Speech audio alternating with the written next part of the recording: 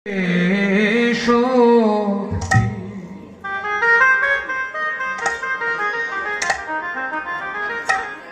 যে বাবা ওমা আমরা যতই সাধন ভজন করি, যদি আমার মাতা পিতা গৃহে বসে বসে কাঁদে, অনাহারে থাকে, সে মাকে খেতে করতে দিই না, সাধন ভজন করলে কি হবে? ভগবান বলল যে গুরুদেবকে ত্যাগ করিয়াছে, তাকে আমি পূর্বেই পরিত্যাগ করিয়াছি। তাই আপনাদের চরণ ধরে আমি করি মিনতি, গৃহেদার মাতা পিতা আছে, আমরা তো কত অন্যায় করি, মাতা পিতার গুরুদেবের বিচার করা যায় না। আজ থেকে আমরা প্রতিজ্ঞা করব। কি প্রতিজ্ঞা করব? আমরা সেবা করিব,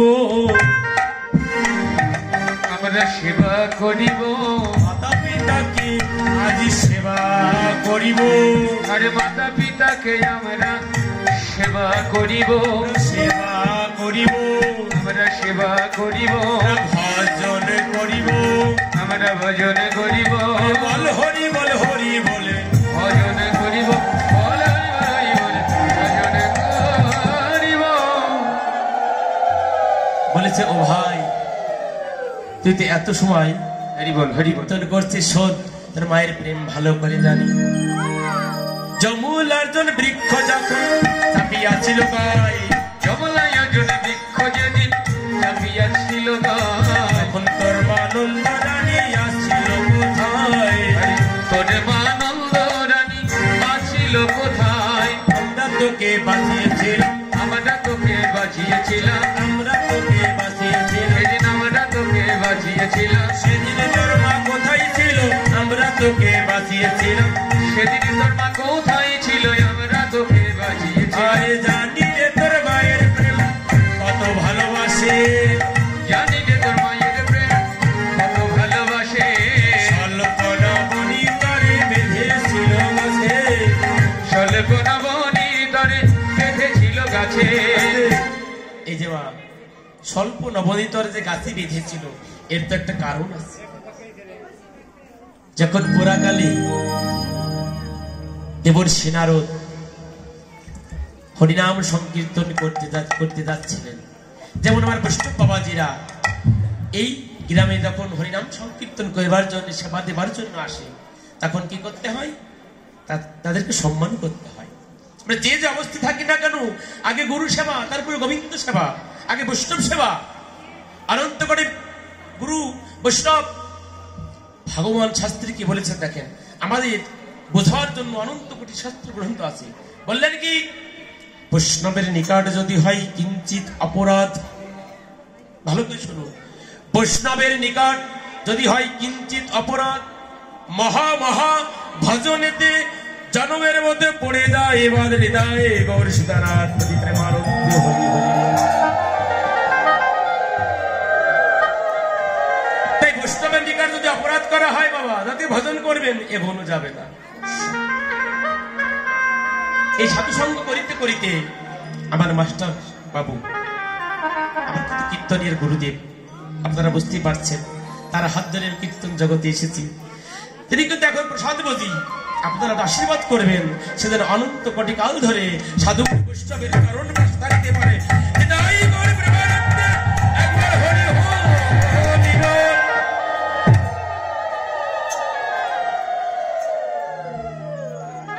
যখন নারদ মুনি যাচ্ছিলেন বনমাস দিয়ে, সরোবরের পাড়ে যাচ্ছিলেন, ধনকুবেরের দুই পুত্র ছিলেন নলকুবের আর মণিগ্রীব। এরা ছিলেন অসুর বংশ, অসুর কলি। যখন হরিনাম করতে করতে যাচ্ছিলেন বিনা যন্ত্র বাজাতে বাজাইতে, তখন যে ব্রজের অপ্সরীগণ ছিলেন, অপ্সরীর সঙ্গে জল ক্রীড়া করছিলেন। করতে করতে সাধুগুরু বৈষ্ণব পাড়তে গেলে ওই স্বর্গের অপ্সরীগণ লজ্জা সম্বরণ করেছিলেন। মানে ওরা মেয়েরা একটু লজ্জাবতী হয়, তারা সম্মান দিতে জানে। পুরুষদের থেকে মেয়েরা দেখবেন এক ধাপ এগিয়ে। কেন? তারা সাধুগুরু বৈষ্ণব বাড়িতে আসলে কি করে, চরণ ধৌত জল আগে এনে দেয়, বাবারা কিন্তু আনে না। যত কিছু সহ্য করতে পারে ওই প্রকৃতি, আমার মা যোগমায়ার অংশকলা, যে ভগবানের সঙ্গে যোগাযোগ করে দিতে পারে তাকে বলা হয় যোগমায়া। আর যে ভগবানের সঙ্গে থেকে বিমুখ করে দেয় তারে বলা হয় মোহমায়া। এই মাই কিন্তু পারে ভগবানের সঙ্গে যোগাযোগ করে দিতে, আবার এই মাই পারে ভগবান থেকে আলাদা করে দিতে, বহির্মুখ করে দিতে। তা মাই হচ্ছে আমাদের, দেখবেন জগতে যত মায়ের পূজা হয়, শুধু মায়ের পূজা হয়, দেখবেন শ্যামা কালী জগতে সবকিছু মা হচ্ছে আমাদের প্রধান। রাধে রাধে যখন যাচ্ছিলেন ওই ব্রজের মানে অপসরীগণ কি করলেন, লজ্জা সম্বরণ করলেন। কিন্তু ওই ধন কুবেরের দুই পুত্র নল কুবের আর মণিগ্রীব, ওরা কিন্তু লজ্জা সম্বরণ করলেন না, ওরা মদে মাতাল হয়ে সাধুকে সম্মান করলেন না। নারদ মুনি কি করলেন, বলেন শোন শোন, তোরা সাধুগুরু বৈষ্ণবকে যখন মানতিস না, তোদের যেন বৃক্ষ কলিয়ে জন্ম হয় উলঙ্গ। গাছপালা কি বাবা জামা কাপড় পরে? গাছপালা জামা কাপড় পরে নাকি? কোনো কিছু পরে না। তখন তারা বুঝতে পারলেন অসুর কুলে জন্ম হলেও জীব জগৎকে শিক্ষা দেওয়ার জন্য ভগবান এটা করে রেখেছিলেন। বলেছে ওরা জানতেন, অসুর করলে হলেও ওরা জানতেন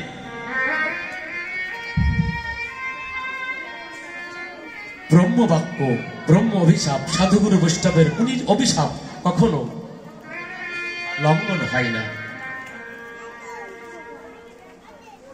মুনি বাক্য মানে লঙ্ঘন হয়, কখনো লঙ্ঘন হয় না। তাই জেনে তাদের চরণ পাদ পদ্মে পড়েছিল।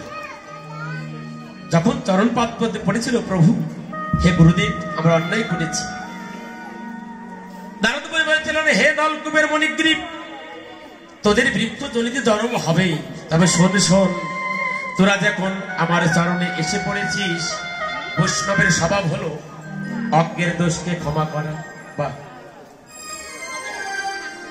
দেখবেন ক্ষমা গুণ মানে যে ব্রাহ্মণের 9টা গুণ, 9টা গুণের ভিতরে কিন্তু ক্ষমা একটা গুণ। সম দম তপ শৌচ ক্ষান্তি আর্জন জ্ঞান বিজ্ঞান আস্তিকা। ক্ষমা গুণ, জগতে যে ক্ষমা করতে পারবে সেই দেখবেন জগতে উত্তম পুরুষ। যে ক্ষমা জানে, যার ক্ষমা গুণ আছে, সেই কিন্তু জগতে মানুষ। তখন বলে শোন, তোদের কৃপা হবে, তবে এ যুগে নয়, যখন দাপরের যুগে মা যশোদা যখন দামবন্ধন লীলা করবি, তোরা জবলর্জন বৃক্ষ রূপে জন্মগ্রহণ করবি, যখন গাছে বাঁধবে, তখন সেই দিন তোদের জন্মের মতো মুক্তি হয়ে যাবে। জয় জয় হৃদয় গোসেদানাথ প্রীতি প্রেমানন্দে।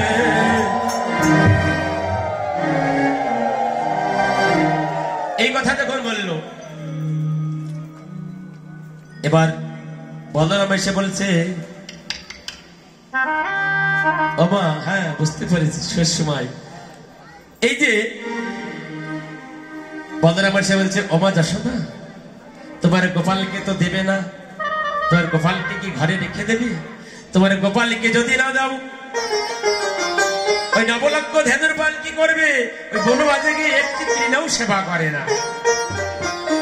তোমার গোপালকে গঠে দাও। ও মা, মা যশোদা বলছে, ওরে কি বলিনি রাম, বলে যাবে আমার এই ছোট্ট ঘনশ্যাম, পদিতে আইনি বুঝি এই যশোদার প্রাণ, আমি কিছুতেই দেব না গোপাল।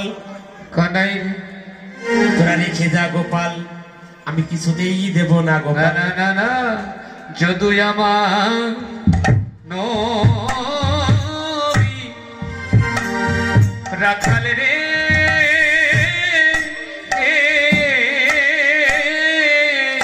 ও বলো না, যদি আমার নবী রাখাল রে,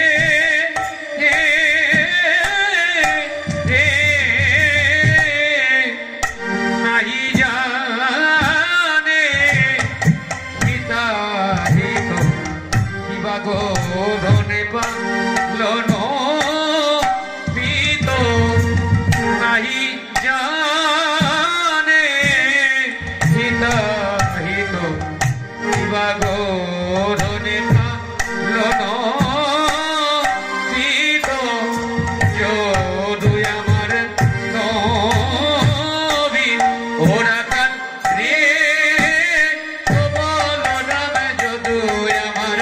নবী ও রাখাল রে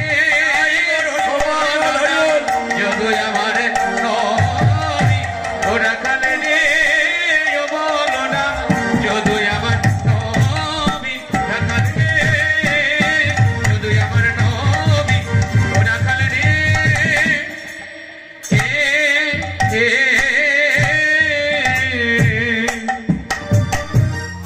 আমি কিছুতেই দেব না আমার গোপাল। তোরা চলে দাদুরে, রেখে দাদুরে। বলছো মা, আর তোরা রেখে দে আমার দাদুরে, চলে দাদুরে, তোমার গোপালকে তো দেবে না। শোনো শোনো, তোমার গোপালে যদি না যায়, আমার ভাই কানাই যদি না যায়, ওই নবলক্ষ ধেনুর পাল তারা একটু তৃণও খাবে না, সেবা করবে না, আর দুগ্ধও কিন্তু হবে না। যদি গাভীকে ভালো খেতে না দেওয়া হয়, দুগ্ধ দেয় 10 কেজি 15 কেজি। আমি যে বাড়ি গৃহে ছিলাম, বলে 10 কেজি দুধ হয়, রাধে রাধে 2 কেজি খোল, মানে এরকম সবজি খেতে না দিলে দুধ হবে না। তাহলে তোমার গোপাল বা কি খেয়ে বাঁচবে? বলছে শোন শোন, আমি রাজার রানী। দেখবেন রাজা এবং রানীদের ভিতরে একটা আলাদা একটা বুদ্ধি থাকে, থাকে না? যারা একটু প্রধান শিক্ষক হয়, যারা ডাক্তার হয়, একটা রোগী চিকিৎসা করতে গেলে দেখবেন যে এমন পরিস্থিতির শিকার হয়, ওরা ডাক্তাররাই জানে যে ওখানে কি প্রয়োগ করলে কি হবে। অটোমেটিক ভগবান যদি কৃপা করে, কোনো ভাগ্যবানী গুরু অন্তর্যামী রূপে শিখায় পড়ে। তাই তা বলছে বলরাম, আমি কিছুতেই দেব না। শোনে, আমি কি করব জানিস? আমি বিলায়ে দেব হে, বিলায়ে দেব রে, বিলায়ে দেব হে, আমি বিলায়ে দেব হে, নবলক্ষ ধেনুর পাল আমি বিলায়ে দেব হে। আমার নবলক্ষ ধেনুর পাল বিলায়ে দিব রে। বাবা, তুমি বিলায়ে দেবে, আবার তো ভুল করলে। তুমি বিলাই তো দেবে। মা দশরথা বলছে যত ব্রাহ্মণ আছে আমি এদেরকে আমার নবলক্ষ ধেনুর পাল বিলায়ে দেব। ঠিক আছে দাও। তারপরে তোমার গোপাল কি খায়? তোমার গোপাল কি খাবে? বলছে শোন শোন বলরাম, বাচ্ছন্দ রস তো কত বড় কঠিন রস, কিছুতেই দেবে না। বলছে ও বলরাম রে, আমি কি করবো জানিস? আমি এই সারা ব্রজবাসীর দাঁড়িয়ে দাঁড়িয়ে গিয়ে আমার গোপালকে কি করব? আমি ভিক্ষা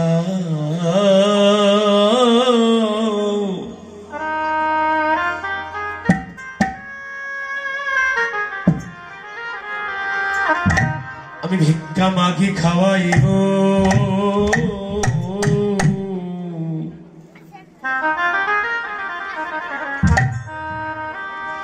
বলরা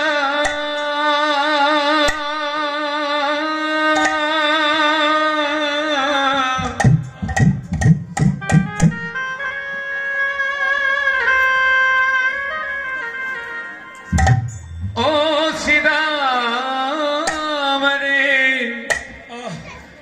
আমি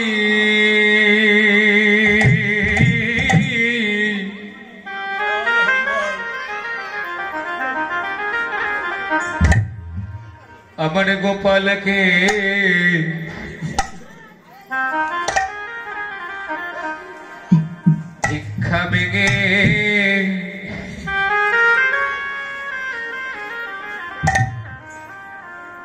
ভিক্ষা ভেঙে খাওয়াইব।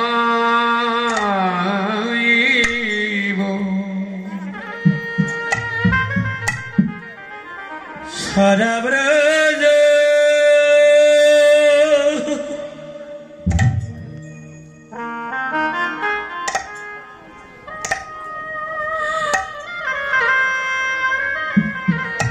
বলি, সারা ব্রজ বাঁশির দ্বারে দ্বারে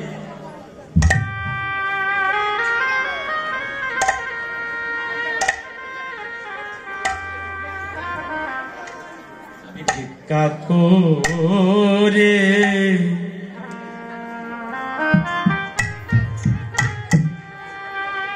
আমার গোপালকে খাওয়া।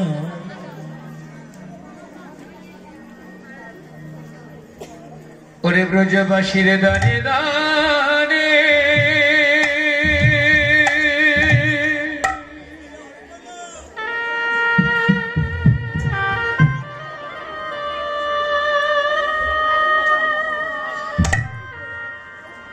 ব্রজবাসীর দানে দানে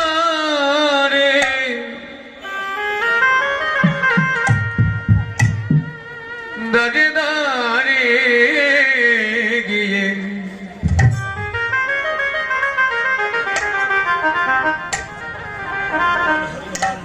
আমার গোপালকে ভিক্ষা মেগে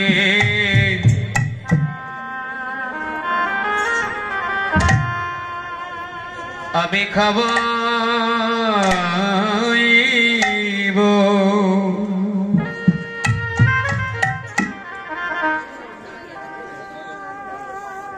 ব্রজবাসীর তো প্রসাদ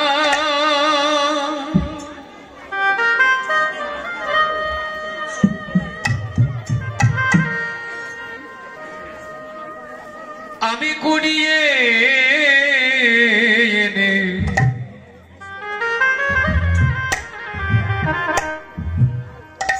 আমার গোপালকে ভিক্ষা মেগে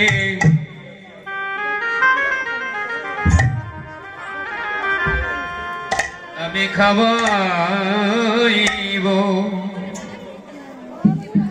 আর বলবো খানি গোপাল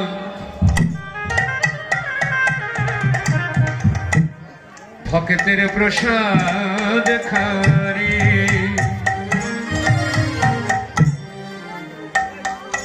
ও গোপাল রে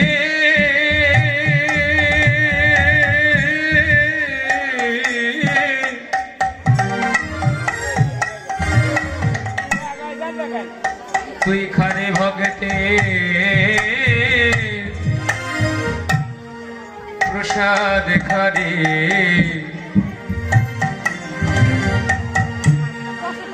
তোরা রবি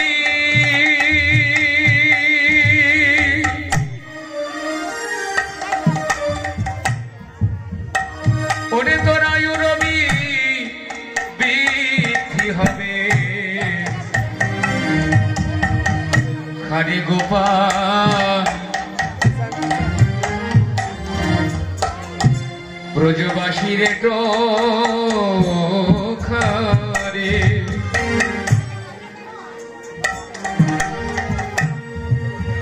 তোরা রবি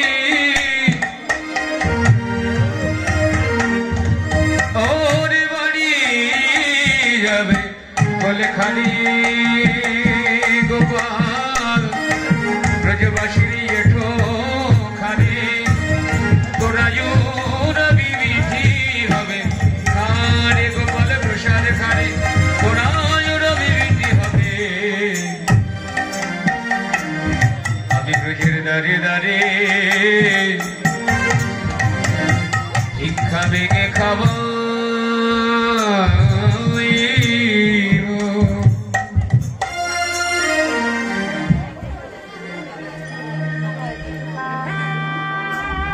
হরি বল হরি বল বাবা এই কথা যখন বলেছে ওমা তোমার গোপালকে কেন দেবে না তুমি জানো আমি এমন একটা কথা বলেছি তুমি কান পেতে শোনো কি বলছে সীতাম সীতাম কহিছে বাণী শোনো গো মানন্দরানী সীতাম কহিছে বাণী শোনো মা গো নন্দরানী নীতি নীতি যাই মোরা বনে মা নীতি নীতি যাই মোরা বনে মা নিত্য নিত্য গোঠে যাইব নিত্য নিত্য গোঠে যাই না নিত্য নিত্য গোঠে যাই নিত্য নিত্য গোঠে যাই নীতি নীতি যাই মোরা বনে মা নীতি নীতি যাই মোরা বনে বাবা শীতল তোমার গোপাল কি করে জানো মোহন মুরল সরে নানা সন্দেহ করে মহান মুরলি ছন্দে নানা সুরে গান করে ভুবন ভুলাই সে রবে মা ভুবন ভুলাই সেই রবে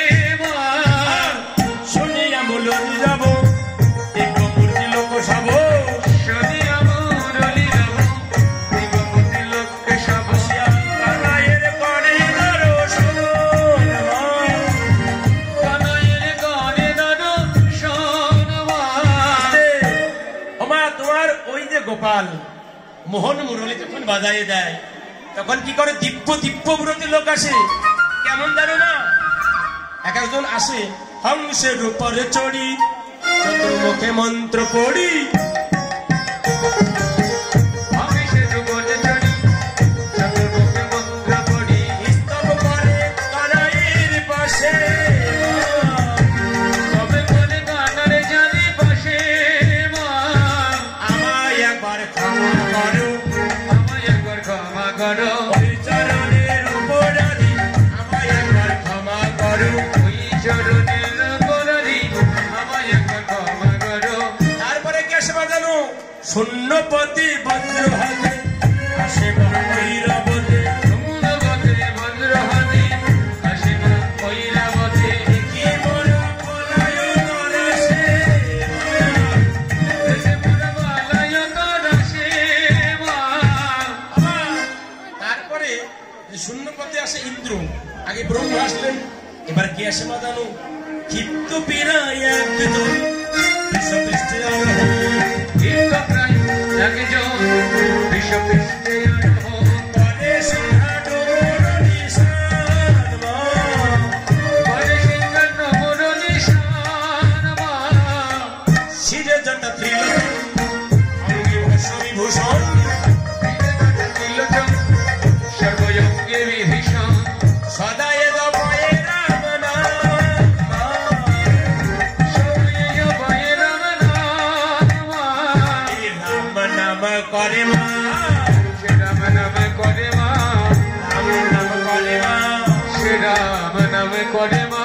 আমার গোপালকে ঘিরে ঘিরি রাম নাম করে মা, আরে তোমার গোপালকে ঘিরি ঘিরি হরি বলে হরি বলে হরি বলে হরি বলে। গোপালকে ঘিরি ঘিরি জয় রাধে বলে তোমার গোপালকে ঘিরি ঘিরি রাম নাম করে মা। তোমার গোপালকে ঘিরি ঘিরি রাম নাম করে মা। তারপরে কে আসে বাজানো এমন একটি মূর্তি আছে স্বর্ণকান্তি শশী আঁকি, স্বর্ণকান্তি শশীমুখী বলে শোভেন তিনি আঁকি, কোলে লয়ে বসে মা, কোলে লয়ে রহে গিরি বলে, কোলে লয়ে গিয়ে নদী খায়ে দশ করে, কোলে লয়ে গিরি ধরে নদী খাওয়াই দশ করে। কতই নদী খাই তোমার গোপাল মা, কত নদী ধাই করে গোপাল মা। কি বলে জানো আমায় একবার মা বলে গোপাল, আমায় একবার মা বলে গোপাল, আমায় একবার মা বলে গোপাল, আমায় একবার মা বলে গোপাল, মা ডাকের অভিলাষী আমায় একবার মা বলে গোপাল, মা ডাকের অভিলাষী আমায় একবার মা বলে গোপাল। বলাই বলাই দাঁড়া দাঁড়া দাঁড়া, মা কি? কে ডেকেছিল না। বলে, না মা, বলে এ জন্মে তোমাকে মা ডাকতে পারবো, কেন কেন কেন? কেন এ জন্মে আমি ধরা ধরনকে মা বলেছি, কেন জানো তারা কত কষ্ট করে আমাকে পেয়েছে, শোনো তোমার আশা আমি পূরণ করব কথা দিলাম, হ্যাঁ, তবে বলে জানো? আশা পূর্ণ হবে নদী আয় মা, তোমার আশা পূর্ণ হবে নদী আয়।